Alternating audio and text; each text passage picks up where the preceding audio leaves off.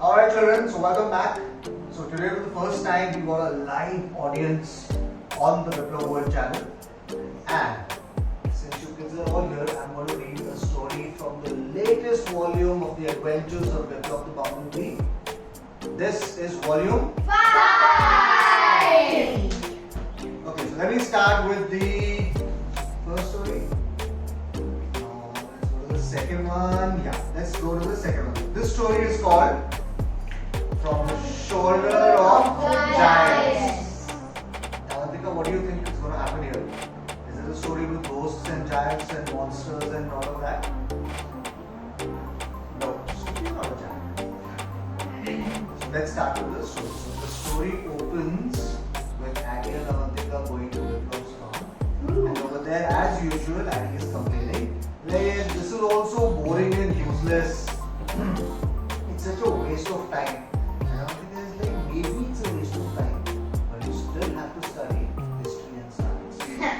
Don't you all feel sometimes? कि हम लोग ये सब क्यों पढ़ रहे हैं? Why am I studying? What will you do with it? Seriously, exactly what I keep thinking. Yeah. Isn't it? Yeah. That's exactly what he was thinking.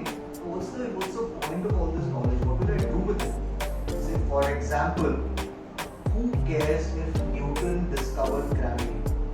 It's not like we were all floating in space, imagining that there is no way we can come back to the ground until and unless someone discovers that gravity exists and we have to come back to the ground. Yes or no? Yes. Do you all know what is gravity? Yes. What is gravity? Gravity is when an apple falls on your head. What is gravity? Gravity is like example space. Space because the pressure is most of the gravity is still pressure most. What is gravity? If there was no gravity, people would float in space. Right? So what does gravity do? Gravity is something that keeps us on the ground. As we jump, the gravity force pulls us on the ground. Excellent. So gravity is a force which the earth exerts. It's a pulling force. It's a force by which the earth pulls everything towards it. So what Addy is saying over here is, it's not like before Newton discovered gravity we were all floating in space. Previously, the force still existed. So even if I know today that Newton discovered gravity, what's so great about it? Why should I learn about it? That's what he's trying to say. Now, while this is going on, the flowers, because in Biplov's garden obviously the flowers can speak. So Miss Daisy said, "Hey Addy, I'm so happy that you're spending your holidays with us." And over there, Miss Violet, you know how she keeps complaining all the time. So she's like, children these days, they only want fun and games. Ask them to study and they start making excuses like, "Oh, this is so useless." Just then Miss Hibiscus told her, now Miss Violet, don't be rude. But Addy, she doesn't have a point. History is not useless. Because history teaches us how the world used to be. What used to happen in the world before. And what is happening now, so that we don't repeat the mistakes that people made in the past. That's what she was explaining to us. And Addy was like, I don't know, Miss Hibiscus. I think everything which had to be invented has been invented, everything which had to be discovered has been discovered. There is nothing new which is there to be learned, we just have to become good at the things that we already know. Like for example, cricket. The game has already been invented. We are already playing the game. We don't have to discover anything new in cricket now. We just have to keep getting better at how we play cricket. That's what his explanation is. While all this is happening, suddenly Avantika is, hey, look at these pipes, they are leaking. There were some pipes in the garden which she saw and she started really saying that, hey, these pipes over here are leaking. And quickly she and Aditya both ran to the garden from the garden to call Mama Balram. You can see these pipes over here. These are the pipes that were leaking in the story. Now, they quickly ran home and as they went there, they found that Biplov is already waiting and there you can see him with his hand outside and they go, oh, where are all of you running? He was like, oh, what happened? Where's the fire? आग कहाँ लगी है? तुम लोग ऐसे भाग रहे हो? And Avantika was like, no fire, Biplov, but if there happens to be a fire, then we'll have no water to put it out because all the water is leaking from the pipes. Are you sure, Avantika, that the water is leaking? And And he was like, yes, Biplab, we saw there are holes in the pipe. The whole pipe is full of holes and the water is just spurting out from there. So Biplab said, alright, don't worry here. Have a glass of water, both of you, and then let's go and see what's happening. When they reached the garden, Farmer Balram had already come back from the fields. And Avantika quickly pointed and said, look, Farmer Balram, all the pipes are leaking over here. Farmer Balram saw the pipes and he was very Surprise. Very sad. he would be, if his pipe is leaking, he's going to be surprised, sad, shocked, dismayed. But he was very happy. What? Because the He said, oh wow, Biplab, I'm so happy that you found our, what did he find? Drip irrigation. Drip irrigation. You all know what drip irrigation Yeah. So it's there, drip irrigation is there in the first story in the same book over here, which you all can read later, but I'll just quickly tell you what it was. Drip irrigation is a technique where instead of pouring water from a pipe right onto the plants, they don't just pour water. What they do is they make a small hole in the pipe, and at the root of the plant, the water just forms small droplets. So this way, instead of flooding the field and wasting water, they just pour enough water that the plant needs. What happens if you just pour water in an But open field? when the drop is going more and more, but then it will make like a flood, no? No, it No, goes in it's a certain just speed. just enough drops. It won't flood it. It won't flood the field. It goes in a speed. Now imagine if you don't have drip irrigation. Drip irrigation means exactly how water is dripping. Okay. Now imagine no drip irrigation. You're watering the plants normally. What do? You take a pipe and you flow the water, right? And the water is all on the ground, then the ground soaks it. What happens to all that water when you spray it? It gets wasted. How? Because you already put the ground water. Now the water is going everywhere, flooding the field. Yeah, that's good. It's making the ground But moist. you should not put more water.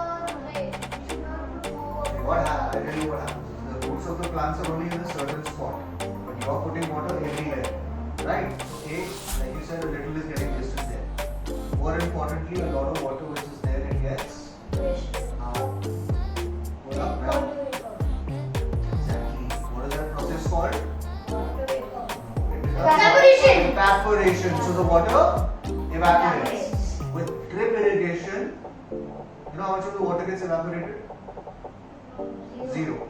Because it's all just one drop falling on the roof. But So you evaporation is good. Evaporation is good, but you don't want to evaporate your clean water. Let it get evaporated from the oceans. And let the rains come from there. This is good, saltless, sweet water that can be used. Right? Can we drink the ocean's water? Can we put it for plants? Can we use it for plants? Can we use it for washing? Why not? Because it's salty and Exactly. The salt will spoil the things. So which is why we'd rather save this water. Now coming back, Farmer Balram was very happy and very proud. He's like, oh, I see you guys are seeing my drip irrigation. Very nice system. Huh? Now I know water is getting wasted. Everything is going to the plants and we'll never fall short of water. And everyone will be like, huh? Drip irrigation? And then Farmer Balram explained to them how they were falling short of water, and then Biplab one day saw a tap dripping and he got an idea, why don't we do drip irrigation? And so they came with this solution. Now when they came back home in the evening, Biplab was very interested. So wow, Biplab was so smart, so intelligent. Biplab was like, oh no, I'm not smart.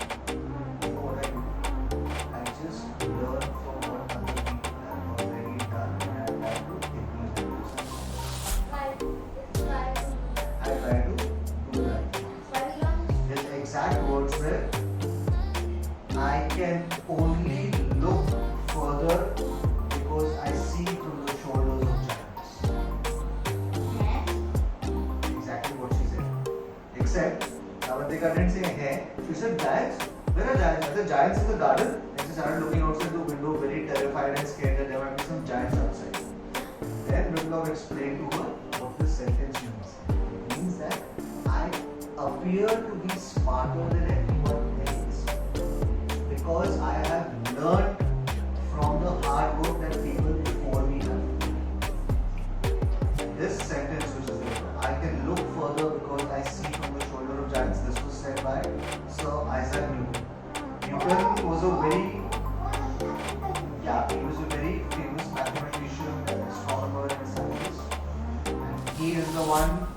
discovered gravity.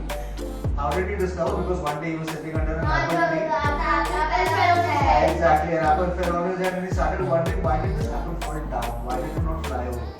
And that's when he thought it's fallen down because maybe there is some force which is pulling it down. Pulling it down.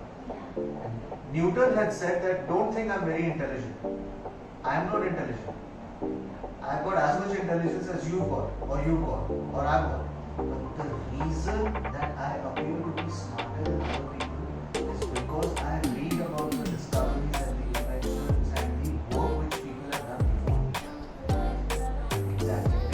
Because I read about those things, I build on their work and I appear to be smart.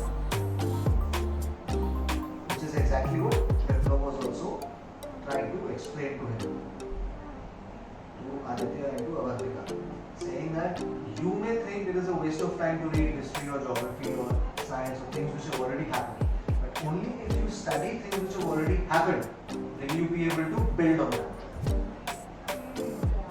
And that is what the whole crux of the situation is, which means that is what the whole nub of it is. That's the moral of the story, that you read so that you can learn from the mistakes that other people have made, learn from the good things that they have done, and you can build more of that.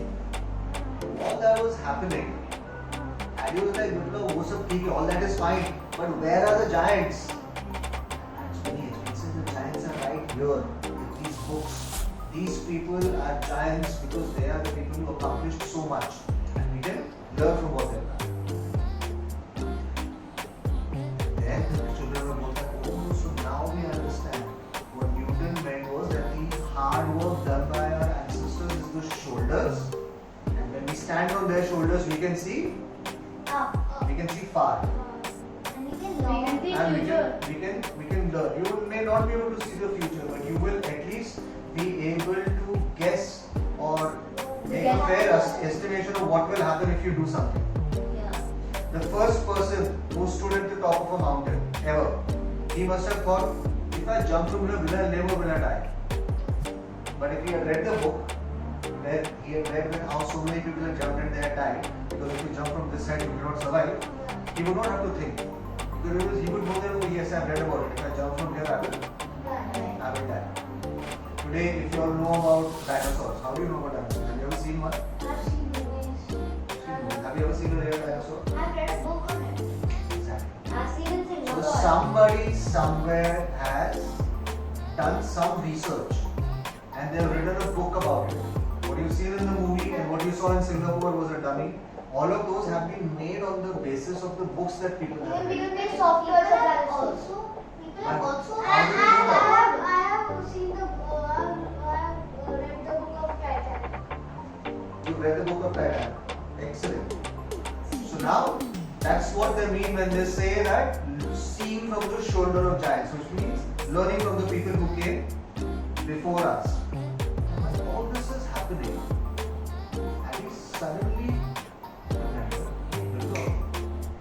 when we were in the garden and when I told this whole story about Newton and gravity, only hibiscus and violet, the two flowers were listening. How do you know I was talking about all this? How did you know? Because the And flowers then- children When did the flowers die? develop must be buzzing around somewhere. Biplab said actually I was hiding behind the rose bushes and doing some work. And then when I saw that you all are running to the house to tell me about the leaking pipes, I just buzzed and reached before you and pretended like I was already there. Because after all, gravity does not have the same effect on me that it has on you. What does that mean?